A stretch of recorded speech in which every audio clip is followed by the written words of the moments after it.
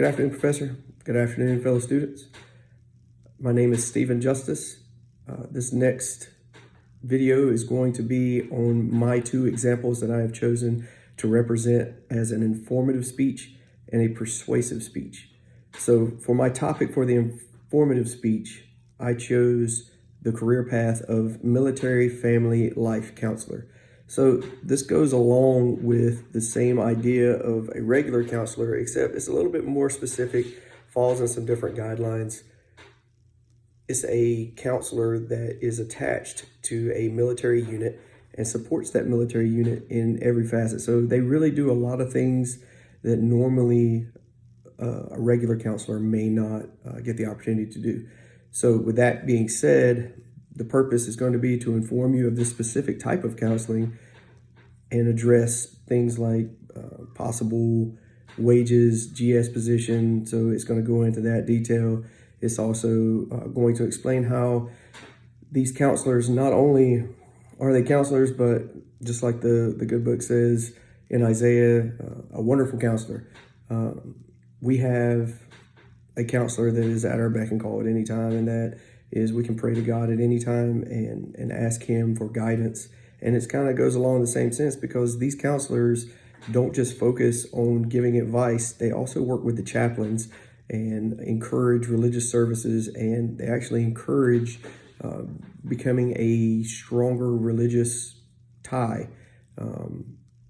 So it kind of breaks that down. I have a chart that breaks down the balance of life, and it's going to break down things into four categories, which are social life.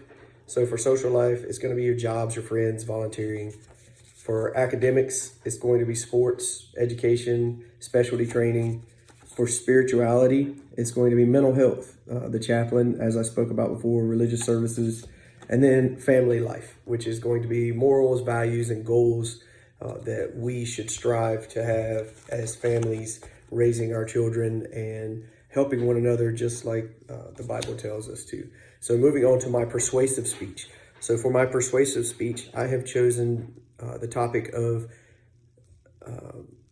the overexposure of children to electronic devices. So with that being said, I found a interesting diagram that breaks down some of the do's and don'ts.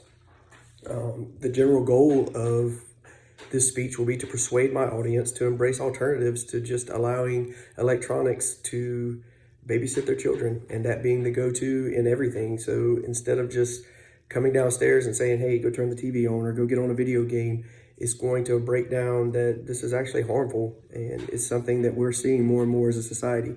I challenge all of you to look around once the social distancing ends, but before it, I'm sure many of you saw, if you go out to eat, there's families that are all sitting there on some form of electronic, not even having a conversation with one another.